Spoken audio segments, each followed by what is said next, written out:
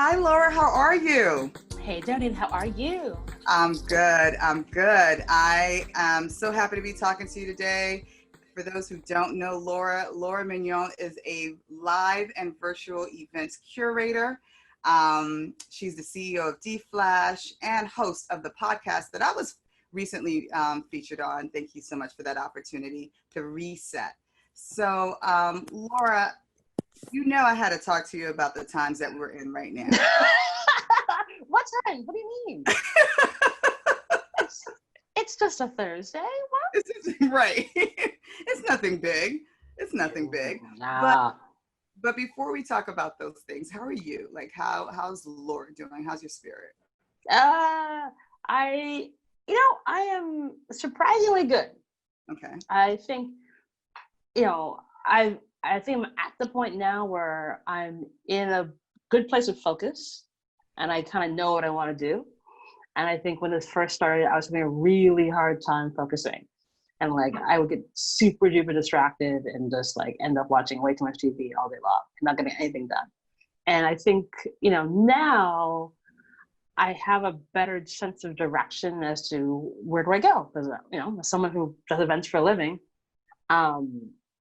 when your business goes out of business in 48 hours, like, what do I do? This is where we are kindred spirits, because I'm like, what do I do? I don't know. What is that? Right. And so for me, I was like, okay, well, this is a chance for me to do all the stuff I've always kind of wanted to do, but I had no time to do it. And so, people have been like, Laura, you look like you're so busy. And I'm like, not really. I'm actually home. Like as we were saying earlier, like I've never realized how small my apartment was. Because I'm usually never here. Like right about now, I'm supposed to be in South France and Cannes putting on some really incredible activation, and that's not happening. Right. But instead, I'm home, and I guess it's allowed me to sort of lean into like other aspects of who I am that a lot of people probably don't know, because you sometimes think I'm the events person or I'm the podcast person. But it's like, well, now I'm like a educator because I launched an online course on how to connect. And it's like I'm a marketing executive because I'm helping brands like understand this really unique time of racial unrest and the pandemic. So, this is all the things I've always wanted to be, and I guess I now have some time to do it, but I do feel better about it. I think I was super anxious and like really worried and didn't feel like at an event, people are like, we always know how to control the world with our hands. And so when we couldn't do that, that level of uncertainty was really, really sucked. Yeah. So I feel like I feel much more in control than I have in a while. So that's good. That's perfect. That's perfect. Talking about you being a marketing executive, I want to talk to you about something that's been kind of reflective of this time, and that's brands and companies. And you created kind of like this very interesting package, if you will. Tell me a little bit about what you're doing with DFlash, and I want to call it, what was it called? It's called Culture Boards that you've brought to light. Tell me a little bit about Culture Boards. I'm curious about that. Sure. So what's interesting? It's like, you have these ideas, they have been out in the world, and you just never shouted them because like you're focusing on all of the other things that you do. Right. And then a moment comes when it's kind of the right time to talk about it a bit more loudly. That's what happened with Culture Boards. Like we launched in January with this, but basically what Culture Boards, but like it was all very stealth. Like I didn't put it on the website. I didn't only the deck got shared. We didn't do a one pager, none of that stuff. Because we're trying to like get some traction first before we went full bore, and then the times just sort of like made it necessary for me to talk about it like right now. Right. So basically what Culture Boards is a board of directors for brands. And so what happens is, prior to even the kind of racial unrest that's happening right now, brands for decades have been making cultural screw-ups. And the famous ones like the Gucci sweater, the Christian Dior perfume, the Pepsi, Prada. Like, right. I mean, nuts. So, back last fall, I was like thinking about like, having done 500 plus events over the last 10 years, the one thing that's always been like a constant is that I've always been able to find and curate the best speakers who do the best work, who don't look like who you expect. Right. Like that's always been our kind of core moniker. Like always, like our magic is finding those right people and putting them on our stages. And those are people who are senior marketers, senior executives, academics, what have you, and they could speak with a degree of authority that they could be respected whenever we did these kinds of programming and talks.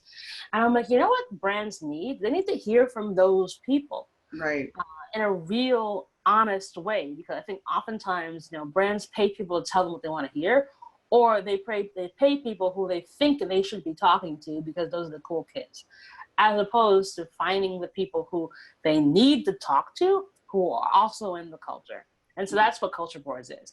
Basically, we curate 7 people per brand to review, help, analyze, and sort of stress test your creative, your campaigns, or your programs, so that they don't go out into the world and you have like the faux pas that we've seen, in the marketplace. So that was before the last few weeks of racial unrest in the US.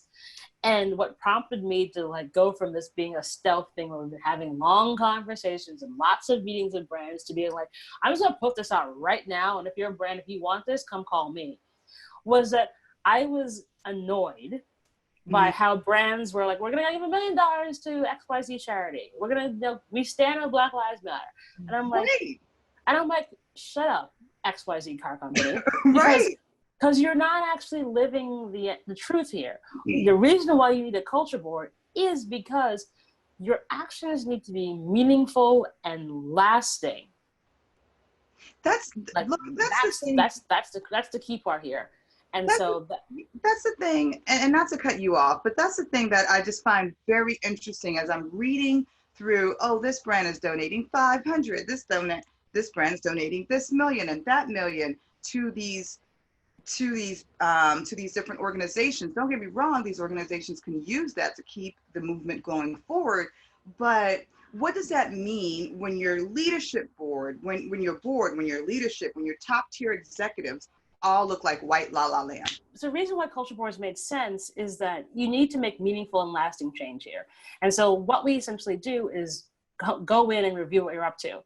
But in this current time is, and far more importantly, help you make smarter decisions about where to put your money, but make your dollars work for you and make them work for the communities. Because it's dumb to run a check to an organization where they're getting millions of dollars and they're going to try to figure out how to like allocate those funds versus, can you use what you are as company X? Like if you are a well-known bank, great that you made $1 million donation to whatever charity needs it or bail fund needs it.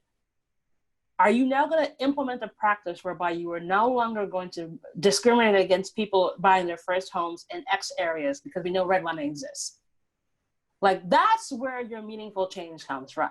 Because if you are making the path to home ownership better and shorter and more equitable, that is going to have much more lasting impacts. And if I'm blank of blank, I'm going to remember that you got me my first home. So guess what I'm going to do? Tell all my friends that Bank of X helped me get my first home and put me on a path of generational wealth.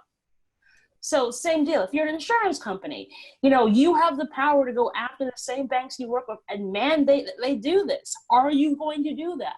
Well, that creative thinking doesn't come from within the walls of your company. It actually doesn't even come from within the walls of your advertising agency. That comes from business people who understand what P&Ls are, but also understand what's happening in that particular moment, are adept to the culture. So it's not just black and white, it's age, it's gender, it's neurodiversity, it's disability, it's location. Like all those elements of people make up who sits on each of those culture boards. We've got about 600 some odd people on our roster from every walk of life, Jody included, who can essentially speak to this stuff, because I think that's the difference. So, I'm there's a well-known sneaker brand, I don't want to call him out because I want him as a client, but there's a well-known sneaker brand who made a really impactful statement, and it was great. But my first thought to them was that, like, you're a sneaker brand whose athletes are in the cities that are burning right now. And the places where kids have to get their free meals were burnt down because of the violence. Right. You could turn on your stadium and provide free meals in a heartbeat. You have concessions. Or you could just move everything into those stadiums in a heartbeat. Wouldn't that be far more meaningful and impactful if I remembered that this sneaker brand and this particular sports team gave me a meal when my family couldn't afford one? And isn't Like, that the goal? Isn't that the goal, is to create loyalty? To create loyalty from your consumers? all day long. I mean, But no one's thinking of that. And so, what we've added to the culture boards, like, we're going to help you figure that stuff out. Like, we're going to take a look at the landscape and how to activate your dollars. Because, it's one thing to make a donation. It's another thing to make an impact. And not every dollar can make an impact, but every move you make that's smart and strategic will make an impact, like, without question. Yep. And so, that's why, we've got a lot of really good feedback, and we're talking to lots of brands now and trying to figure out what they want. And we're like, okay, cool. And the other thing is that anyone who's on our culture board gets paid like a board of directors seat for real. It's like, $50,000 to $100,000 a year. So it's not a fancy focus group. Like, you have real skin in the game. There are NDAs in place. Like, there are proper parameters. Like, this is not a joke. This is not a focus group. It is a business tool. Think of it as an insurance policy if you're a brand. Like, just because, you pay insurance doesn't mean that you're going to have a car accident, right? But the minute you do have a car accident, guess what? You have insurance. Yep. So you may screw up, have a cultural screw up that we don't see because not everyone's talking to everyone within the organization. But you have a culture board that can help you react to that so you can make smart decisions going forward. And I think that's, where we see the growth of culture boards. So that's what I'm saying. I'm super excited by where I see this stuff going, because I realize that, like, all our sort of collective talents can be used in really evocative ways. So that's exciting. Laura, I wanna address those that think that corporations right now do reflect, the businesses do reflect the population of the of Americas, right? When you think about, we make up 13% of the population, but there's only 5 CEOs or 4 Black CEOs on the Fortune 500 companies, that there are more white workers than there are Black workers, yet the Black workers are more administrative and the white workers are more in leadership roles and such. What do you say to those? Is our corporate worlds and brands, their makeup, do they really reflect our nation, or do we have some serious work to do? We have some serious work to do. Okay. I think it's, if your house is on fire, stop talking about your neighbors. So if your company, before you make a donation anywhere, can you look internally? Like, where are your Black people? And don't tell me your diversity is about because everyone in reception, HR is Black. Shut up. like that's just, woo-hoo, girl, you hit some truth there. Like, this is, I find it irritating on so many levels. But I'm like, that is the laziest, most ridiculous way of having this conversation. So you literally couldn't find anyone to be a director? Literally. And then what is happening within your organization that's making people want to bow out at the supervisor level or the manager level because they don't see a path forward? Are there Amy Coopers who are in their organization who are showing them the door and making their lives a living hell? I mean, I knew that from my own corporate experience. Like, there's been a lot of like tweets around that, like, all this unrest is sort of rejiggering and triggering lots of people for their experiences when they worked in corporate and why they left because of what their experience was. And like, I hadn't thought about some of the experiences I had in like over 10, 12 years. And it made me very mad because I was like, oh my God. Right. But yeah, like, what is happening in your own house? Why are you not attracting people to stay? Because like, I think a lazy response is, we're gonna do this internship program of HBCUs. Okay, great. I didn't go to an HBCU. Like, I didn't go to an HBCU. Like, so, can you please, what? We're not worthy? Like, I went to NYU. Like, what? Somehow I shouldn't come to your company, XYZ company? Really? Get out of here. Right. Same.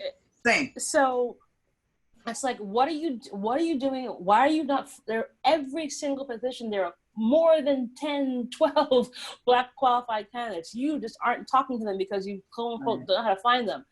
It's like, just like how you do everything else, network. So if your network suck, find people who can give you better networks. Like, again, hire us.